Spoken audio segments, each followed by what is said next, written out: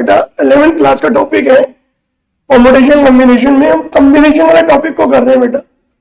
Combination का meaning होता है बेटा सिलेक्शन करना, चुनना। अगर मान लीजिए आपके पास 5 लोग हैं ए बी सी डी और ई, और आपने इन 5 में से 3 लोगों को सिलेक्ट करना है, किसी कंपटीशन में पार्टिसिपेट करने के लिए ले जा रहे हैं या पिकनिक पर लेकर के जाना है। कोई भी 3 को ले जा सकते हो, आपकी मर्जी है। तो ऐसी आपकी जो मर्जी है वो कितने कॉम्बिनेशन, कितनी बार ऐसा कर सकते हो, मतलब कि कितने तरीके हो सकते हैं कि उनको 3 लोगों को पिकनिक पर ले जाया जा सके। और वो तरीके कितने हो सकते हैं ये फाइंड करने के लिए कितने मेथड से किया जा सकता है, हमारे पास कॉम्बिनेशन। तो हमारे पास एक तरीका होता है फॉर्मूला। तो फॉर्मूला के आउट ऑफ एन, यानी कि टोटल अगर एन आइटम्स हैं, एन चीजें हैं, उनमें से 8 चीजों को सिलेक्ट करना है। हमारे एग्जाम्पल में 5 चीजें हैं और हमने उनमें से 3 चीजों को सिलेक्ट करना है। तो यहां पर एन में से आर, यानी कि हमारे क्वेश्चन में एन का मतलब यहां पर 5 से है और आर का मतलब 3 से है। एन का मतलब हमारा किससे बेटा जी? 5 से। तो एन मीन्स 5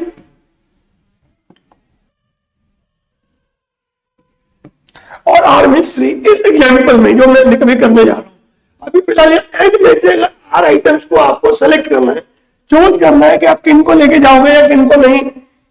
तो कैसे किया जाएगा? कॉम्बिनेशन एन आर, जिसको लिखने का एक तरीका ये भी है एनसीआर, एन में से आर। तो आप इसको ऐसे ही पढ़िए, एन में से R, out of N R. N में से आर चीजों को सिलेक्ट करने के मेथड, तो फॉर्मूला है N factorial N minus R factorial R factorial. अगर हम इस फॉर्मूले को लगाते हैं, we have to select 3 out of 5, तो हमारा फॉर्मूला बनता है 5c3 5 factorial 5 minus 3 factorial and 3 factorial. Factorial को एक्सपेंड करते हैं, फैक्टोरियल को एक्सपेंड करना कैलकुलेशन आपको फैक्टोरियल का टॉपिक होगा उसमें करवाएंगे, पहले करवाया हुआ है। तो जब मैं इसको सॉल्व करता हूं तो आता है देयर आर 10 वेज, तो 10 तरीके हैं। तो वो 10 तरीके कैसे? उन 10 तरीकों को हम विजुअलाइज करते हैं। देखिए बेटा, 5 में से 3 लोगों को सिलेक्ट करना या 2 लोगों को छोड़ देना, या मैं ये बोलूं कि 2 वो वाले लोग सिलेक्ट कर लो जिनको नहीं लेके जाना। तो जितने तरीके से उन 2 लोगों को छोड़ना है उतने ही तरीके बनेंगे 3 को ले जाने के। भाई जब आप 3 को सिलेक्ट करोगे तो 2 ऑटोमेटिकली क्या हो जाएंगे? रिजेक्ट हो जाएंगे। और अगर आप 2 को सिलेक्ट करोगे तो 3 ऑटोमेटिकली क्या हो जाएंगे? रिजेक्ट हो जाएंगे। तो आप लेफ्ट कर रहे हैं, मान लो आपने ए और बी को छोड़ दिया कि अब इनको नहीं लेके जाते, तो ये मत ले जाओ ए बी को, तो किन को लेके जाओगे? सी डी को लेके जाओ। एसी को लेफ्ट कर दिया, तो मैंने कैसे बनाया ये बताता हूं। पहले मैंने ए के साथ बी को लेफ्ट किया, ए के साथ सी, ए के साथ डी और ए के साथ ई को लेफ्ट कर दिया। इनको नहीं लेके जाना, तो बाकी बचे वो ले जाए। फिर आपने पी के साथ लेफ्ट किया, अब पी के साथ ए को लेफ्ट नहीं करना, क्योंकि बी के साथ ए को लेफ्ट करना या ए बी को लेफ्ट करना एक ही बात है। तो that is the same thing. तो बी का लेफ्ट होगा सी के साथ, मतलब कि बी और सी को लेफ्ट किया, बी और डी को लेफ्ट कर दिया कि हम उनको नहीं लेके जाते, बी और ई को नहीं लेके जाते। ठीक है बेटा, अब हम सी से शुरू करते हैं, क्योंकि बी का कॉम्बिनेशन हमने सबके साथ बना दिया। सी के साथ बी और सी के साथ ए करने की जरूरत नहीं है, क्योंकि सी बी और ए सी जो है पहले से ही लेफ्ट हो चुके हैं बेटा। 2 बार थोड़ी काम करेंगे एक, तो इसलिए ये नहीं है। सी बी और ए सी ऑलरेडी, तो हमने लेफ्ट किया सी के साथ डी को, सी के साथ ई को, फिर हमने डी के साथ ई को लेफ्ट कर दिया। तो हम आगे वाले को लेंगे साथ में, पीछे वापस मुड़ के नहीं जाएंगे। तो ये हमने लेफ्ट किया, तो ये रिमेनिंग हमने सिलेक्ट। तो देखो बेटा 10 तरीके बन गए। 3 लोगों को सिलेक्ट करना, 2 को रिजेक्ट करना, या फिर मैं बोलूं 2 को सिलेक्ट करना, 3 को रिजेक्ट करना। बात एक ही है, क्योंकि जब आप 2 को सिलेक्ट करोगे तो 3 ऑटोमेटिकली रिजेक्ट हो गए, और आपने 3 को सिलेक्ट किया तो 2 ऑटोमेटिकली रिजेक्ट।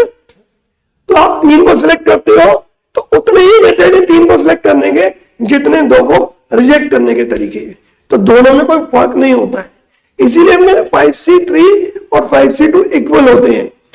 NCR और NCN-R की वैल्यू सेम होती है। रीजन यही है कि आपने 7 में से 2 लोग सेलेक्ट किए या 7 में से 5 छोड़ दिए, 2 सेलेक्ट किए 5 छोड़ दिए, या 5 सेलेक्ट किए 2 छोड़ दिए, ये बात। अगर आप मोटे मोटे शब्दों में समझो तो इन दोनों का टोटल अगर ऊपर वाले इक्वल है तो सेम होगा बेटा। 8C3 और 8C5 सेम होंगे बेटा। तो ये आपको समझना है।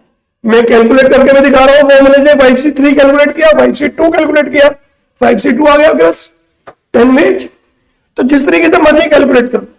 और मान लीजिए मैं अगर ये बोलूं कि मुझे इन 5 में से किसी एक को लेके जाना है, किसी एक को, तो मेरे पास 5 मेथड है। या मैं ए को ले जाऊं, या मैं बी को ले जाऊं, या सी को, या डी को, ई को। अगर मुझे किसी एक को सिलेक्ट करना है, ओनली वन, अब ओनली वन को सिलेक्ट करना है, तो मैंने ए को सिलेक्ट किया, तो इसका मतलब ये हो गया कि मैंने ऑटोमेटिकली बी, सी, डी और ई को रिजेक्ट कर दिया। अगर मैं यही बात बोलूं कि मैंने 4 को लेके जाना है, तो 4 को लेके जाना तो मैं बी, सी, डी, ई को ले जाता हूं, ए को रिजेक्ट कर देता हूं। तो यहां पर इसको रिजेक्शन बोल देता हूं, इसको सिलेक्शन बोल देता हूं। तो कितने तरीके एक को सिलेक्ट करने के हैं, उतने ही तरीके 4 को सिलेक्ट करने के भी होंगे। आप देखिए ए, सी, डी, ई, बी को छोड़ोगे तो ए, बी, डी, ई, और कोई तरीका बनेगा ही नहीं। ए, बी, सी, ई। तो आपके पास यही बात हम समझाने की कोशिश कर रहे हैं। एक को सिलेक्ट करना है या 4 को रिजेक्ट करना? 4 को सिलेक्ट करना है, एक को रिजेक्ट करना, एक ही बात है। 5C4 और 5C1 एक ही बात है। अब मैं ये कहता हूं कि मैंने किसी को भी नहीं लेके जाना। जब मैंने किसी को भी नहीं लेके जाना तो इसका मतलब एक ही तरीका है, किसी को भी लेके जाना। मतलब 5C0 ओनली वन में, और मैं 5 को लेके जाता हूं तो सर वही बात है, 5 को ले जाता एक ही तरीका है। तो हम ये कह सकते हैं, इन कंक्लूजन निकाल सकते हैं इनसे कि NC0 और NCN, एन में से एक को भी नहीं लेके जाना, सबको लेके जाना है, एक ही तरीका है। और अगर NC1 या NCN-1, 5 में से एक को ले जाना या 4 को ले जाना, तो 5 आंसर है। तो NC1 या NCN-1, तो आंसर इज N। तो ये अगर हम याद कर लेंगे तो हमारी बहुत सारी कैलकुलेशन जो होंगी वो कम हो जाएंगी। ठीक है बेटा? तो दिस इज द वे कि हम कैसे समझते हैं कि कॉम्बिनेशन क्या चीज है। ठीक है बेटा, हमने सीखा था कि N में से R आइटम्स को सिलेक्ट करने के कितने मेथड हो सकते हैं, और हमने बताया भी था आपको कि देयर आर 10 वेज। तो ये आपको 10 वेज विजुअलाइज भी करवाए थे कि किस तरीके से हो सकता है। बट अब ये सोचना है कि सिलेक्ट करने के बाद हमने सिलेक्ट कर लिया, अब हम उनको अरेंज करना चाहते हैं। अभी हम अरेंज इन ए लाइन की बात कर रहे हैं। हम उनको अरेंज करना चाहते हैं एक लाइन में। तो जब हम उनको अरेंज करना चाहते हैं तो हमारे को 2 काम करने हैं। पहले तो सेलेक्ट करना है कि भैया हम सेलेक्ट कितने तरीके से कर सकते हैं। जैसे हमने सी, डी और ई को सेलेक्ट कर लिया, अब ये एक मेथड है सेलेक्ट करने का, इसको अरेंज करें। अरेंज करने का तरीका क्या हुआ कि हम सी को वहीं रखें, डी और ई को इंटरचेंज कर दें। हम डी को स्टार्टिंग में रखें, सीई को अदला बदली कर दें। हम ई को पहले नंबर पे रखें और सी और डी को अदला बदली कर दें। तो यहां पर हमारे पास जो हमारा पहला कॉम्बिनेशन बना था, उस कॉम्बिनेशन को ही अरेंज करने के 6 तरीके बन गए, 6 वेज। लेकिन ऐसा कॉम्बिनेशन हमारा बीडीई का भी बना था। हम बीडीई को भी अरेंज करें तो इसके भी 6 तरीके ही बनेंगे। कैसे बनेंगे? बी को फिक्स कर देते हैं, डी और ई को इंटरचेंज कर देते हैं। डी को फिक्स करके ई और बी को इंटरचेंज कर देते हैं। इसी तरीके से ई को फिक्स करके बी और डी को इंटरचेंज कर देते हैं। तो 6 तरीके ये भी बन जाएंगे। कुल मिलाकर अगर हर एक के 6 तरीके बनेंगे तो बच्चों 6 तरीके इसके बनेंगे, तो 10 है ये, तो 10 है तो 6 10 बार आएगा। और 10 बार आने का मतलब क्या है? 1 2 3 4 5 6 7 8 9 10 बार इनको ऐड करना है। तो अगर आपको सेम नंबर को 6 को 10 टाइम्स ऐड करना है तो 6 into 10 हो जाता है, दैट इज द 60। तो 60 वेज हो जाएंगे अरेंज करने के। तो आपको जब परमुटेशन करनी है तो उसका मतलब है अरेंजमेंट। और जब आप अरेंजमेंट करते हैं तो अरेंजमेंट के लिए क्या चाहिए? पहले आप सेलेक्ट कर लें कितने तरीके हैं। सेलेक्ट करने के बाद फिर उनको आप अरेंज करें। तो अरेंज करने का मैंने विजुअलाइज वाला मेथड बताया। वैसे अरेंज करने का क्या तरीका होता है? अगर 3 में से 3 को ही अरेंज करना है, 3 में से 3 को out of 3 we have to arrange 3, या सबको अरेंज करना है, मतलब 3 फैक्टोरियल होता है बेटा, 3 into 2 into 1 6, यही है बेटा 6, यही 6 वेज। बट आप CDE को अरेंज कर रहे हो 6 वेज, फिर BDE को अरेंज कर रहे हो 6 वेज, सबको अरेंज कर रहे हो तो टोटल आपके कितने हो गए? 60 वेज हो गए। तो अगर आप 3 में से तीनों को अरेंज करें बात अलग है, लेकिन तो मानो क्वेश्चन कंप्लीट है, पहले 5 है उनमें से 3 को लेना है और फिर उनको अरेंज भी करना है, तो आउट ऑफ 5 3 हो गए ना बेटा।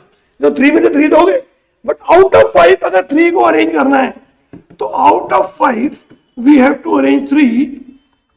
तो मैं आपको एक बात बता रहा हूं, यहां पर हमारा जो सिलेक्ट करने का तरीका था, उस सिलेक्ट करने के तरीके में देखो 5 फैक्टोरियल, 5 minus 3 फैक्टोरियल और 3 फैक्टोरियल आया था।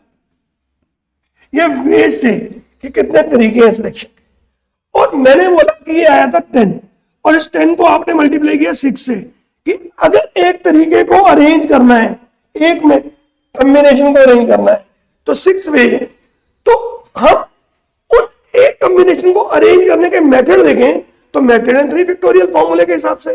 तो 3 फैक्टोरियल से 3 फैक्टोरियल कैंसिल हो जाता है, तो हमारा फॉर्मूला जो बन जाएगा वो ये बन जाएगा 5 minus 3 फैक्टोरियल। तो हम डायरेक्ट कर सकते हैं। तो डायरेक्ट फॉर्मूला क्या बनता है? देखो कॉम्बिनेशन का फॉर्मूला है n factorial n minus r factorial into r factorial. तो ये कॉम्बिनेशन है। अब इसमें से r आइटम सेलेक्ट कर ली, इन r आइटम्स को अरेंज करना है, तो अरेंज करने का तरीका r फैक्टोरियल। तो हमारा फॉर्मूला बन जाता है n factorial divided by n minus r factorial. This is the way कि हम कैसे फॉर्मूला डेराइव कर रहे हैं कि हमने n में से r आइटम को अरेंज करना है। अब अरेंज करने का मतलब आपको समझ रहे हैं कि जैसे लोग को प्राइजेस डिस्ट्रीब्यूट करने हैं, रेस दौड़ रहे हैं, 3 लोग प्राइज जीत रहे हैं। अगर B फर्स्ट प्राइज जीतता है, D सेकंड और E थर्ड, और B E और D, B first E second और D, तो ये दोनों बातें अलग अलग हैं। बट अगर मुझे पिकनिक पे लेके जाना है, मैं बोलूं मैं BDE को पिकनिक पे ले जाऊंगा, या BED को ले जाऊंगा, या DEB को ले जाऊंगा, या DBE को ले जाऊंगा, तो वो सर एक ही बात बोले जा रहे हो, बार बार नाम आगे पीछे करे जा रहे हो, जाएंगे तो वही तीनों पिकनिक पर। तो there is a difference. Permutation में ऑर्डर इंपॉर्टेंट होता है। ऑर्डर में इनकी पोजीशन इंपॉर्टेंट होती है, कौन पहले और कौन बाद में, अपने लाइन के इंपॉर्टेंट। लेकिन कॉम्बिनेशन में इंपॉर्टेंट नहीं है ऑर्डर। कॉम्बिनेशन में क्या इंपॉर्टेंट? सिलेक्शन है बस।